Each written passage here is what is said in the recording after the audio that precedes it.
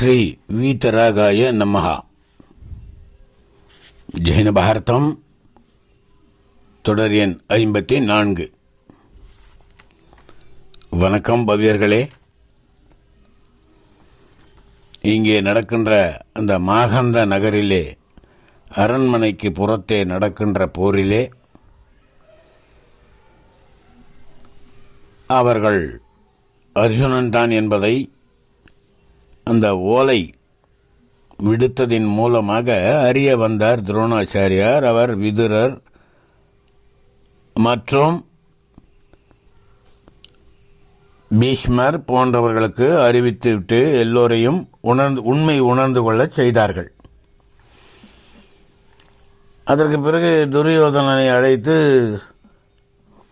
சமாதானம் கூறி, நீ செய்திருக்கிற துன்பங்களுக்கெல்லாம் வருத்தம் தெரிவிக்கும் விதத்திலே பாண்டவர்களினுடைய பாதங்களிலே விழுந்து வணங்கும்படி செய்தார்கள் என்று குறிப்பிட்டு அந்த தொடரை முடித்திருந்தேன். இப்போது அனைவரும் அவருடைய தாய் குந்தி இருக்கும் இடத்திற்கு, அந்த குயவர் குடியிருப்பை நோக்கி ஆனந்த முரசு அறைந்து கொண்டே சென்று குந்தி தேவியை அணுகி ஒவ்வொருவரும் தமக்கு தக்கபடி அவளை உரிய முறையிலே வணங்கி துரியோதனாதியர்களை பொறுத்து மன்னித்து அருளும்படி கேட்டுக்கொண்டார்கள். குந்தி தேவி அப்போது அடக்க இயலாத சினம் கொண்டவளாய் துரியோதனனை நோக்கி, நீ குருகுலத்திற்கு களங்கம் உண்டாக்கிவிட்டாய். வெட்கம் சிறிதும் இல்லாமல் எங்கள் பெயரை கெடுத்து ஒழித்தாய். என் சகோதரி காந்தாரியினுடைய திரு வயிற்றுக்கு நீ களங்கம் உண்டாக்கி மலினம் ஏற்படுத்தி விட்டாய். மிக தீய குணம் படைத்த நீங்கள் யாவரும் ஒருவருக்கு ஒருவர் எண்ணற்ற பாவங்களை செய்வதிலே ஒப்பற்று விளங்கி வருகிறீர்கள்.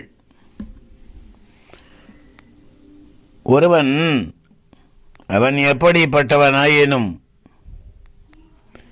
உற்ற நட்பையும் பண்பையும் விட்டு அநியாய வழியிலே நடந்தால் அவனது முகத்திலே விழிப்பது கூட பாவம் என்று வெறுப்போடு வசனங்களை மொழிந்தாள். அவளது அந்த பேச்சை கேட்டு கூடியிருந்து வரும் சிலைகள் மாதிரி இருந்தார்கள்.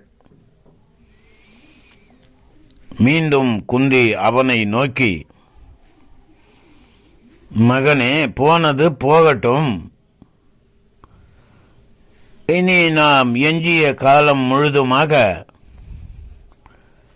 நட்பு பூண்டு இருக்க விரும்பினால், அமைதியோடு வாழ நினைத்தால், என்னுடைய புதல்வர்களுக்கு உனது செல்வத்திலும் நாட்டிலும் பாதி பாகத்தை தந்துவிடு. அப்போதுதான் நமக்குள்ளே சமாதானம் நிலவும். இல்லையென்றால் என் பிள்ளைகளின் சினம் சிறிதும் தனியாது என்று குந்தி தேவி உரைத்தாள். இவ்வுலகிலே அற்பமான வலிமை படைத்தவனும் சமயம் வரும்போது தன் பகைவனை கோபிப்பது இயல்புதான் என்றால், மிகுந்த உடல் வலிமை கொண்ட மக்களை புதல்வர்களாக அடையப்பெற்ற குந்தி தேவி கோபித்துக் கொண்டதிலே வியப்பு என்ன பவ்யர்களே? குந்தி தேவி கூறியவற்றை கேட்ட அங்கே கூடியிருந்த பீஷ்மர் முதலானவர்கள் தாயை நோக்கி, அன்னையே, உன்னால் இப்போது சொல்லப்பட்ட வார்த்தைகள் அனைத்தும் சத்தியமே ஆகும் என்று ஒரு மனதாக ஆமோதித்து பேசினார்கள். இதுவரை இவற்றை எல்லாம் கண்டும் கேட்டுக்கொண்டோம். ஒரு ஊமை போல நின்று கொண்டிருந்த துரியோதனன் போர் புரிந்து வெல்லும் சக்தியற்ற தனது நிலைமையை எண்ணி வேறு வழி காணாது மனமின்றி குலத்தின் வழி வழி முறையாக வந்த குருசாங்கல நாட்டின் பாதியை குந்தி கேட்டபடி செல்வத்தின் பாதியோடும் சேர்த்து கொடுப்பதாக ஒப்புக்கொள்கிறான். அதன் பிறகு அங்கே கூடியிருந்த துரோணர், பீஷ்மர் முதலியோரது அகமும் முகமும் மலர்ந்தன. மகிழ்ச்சி வெள்ளம் பெருக்கெடுத்து ஓடியது.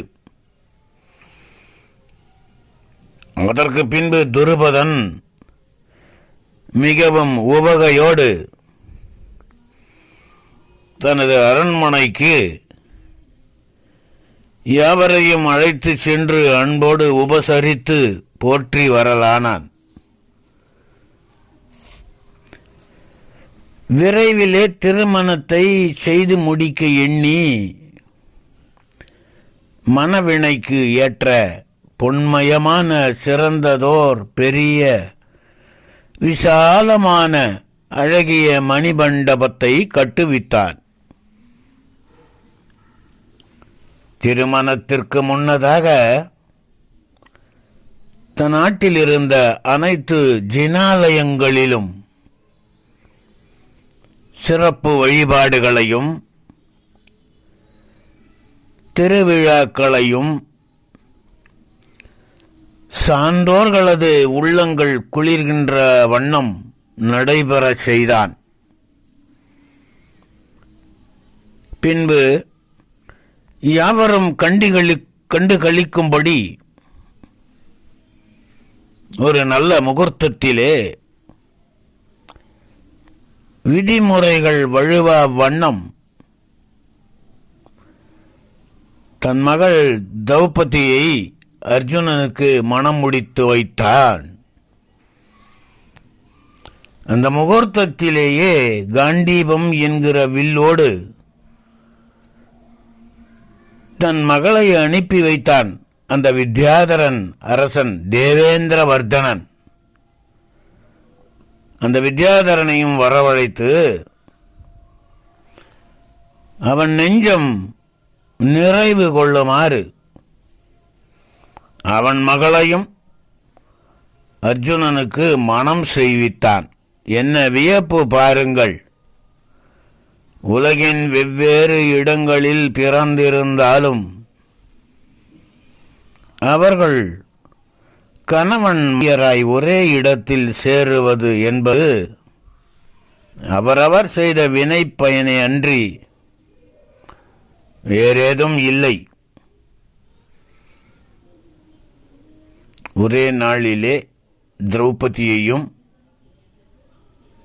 காண்டீபம் வில்லை தந்தனுப்பிய தேவேந்திரவர்தனின் மகள் அந்த வித்யாதர மகளையும் மனம் புரிந்தான் அர்ஜுனன். துருபத மன்னனின் மகளான திரௌபதி இவ்வாறு பாண்டவர்கள் ஐவரிலே அர்ஜுனன் ஒருவனையே கணவனாக பெற்றிருந்தும் உண்மையை அறியாத மாந்தர் சிலர் இவளை ஐவருக்கு மனைவி அழியாத பத்தினி என்று சொல்லித் திரியும். அவர்களது அறியாமையை என்னென்றுதான் சொல்வது? படுபழி மறைக்கலாமோ பஞ்சவர் அன்று பெற்ற வடுவுரை யாவர் பேர்பார் வாய்ப்பறை அறைந்து தூற்றி. படுபழி மறைக்கலாமோ பஞ்சவர் அன்று பெற்ற வடுவுரை யாவர் பேர்பார் வாய்ப்பறை அறைந்து தூற்றி என்றெல்லாம் அசடர்களின் அறிவீனத்தை எண்ணி மனவிரக்கம் கொள்வதை பாருங்கள். அர்ஜுனன் ஒருவனுக்கே தேவியாக வாய்க்கப் பெற்றிருந்து கூட திரௌபதி மேல் ஏற்பட்ட பழிக்கு ஒரு கற்பனை கதையை கூட புனைந்து விட்டிருக்கின்றார்கள். காற்றிலே அதன் பெருவீச்சு தாங்க முடியாத நிலையிலே அந்த மாலை சுயம்வரத்திலே பலத்து வீசிய காற்றின் காரணத்தினாலே தருமன் முதலானவர்கள் அமர்ந்திருந்த இடத்திலே அவர்கள் மீது அந்த மாலை பட்டுவிட இவள் ஐவருக்கும் மாலை சூட்டிவிட்டாள் என்று கேலி கூத்தாக பேசினார்கள். அதற்கு பிறகு இவள் ஐவருக்கு உரியவள் என்று கூட சொல்லி கேலியும் குதர்க்கமும் பேசினார்கள், எகத்தாளமிட்டார்கள்.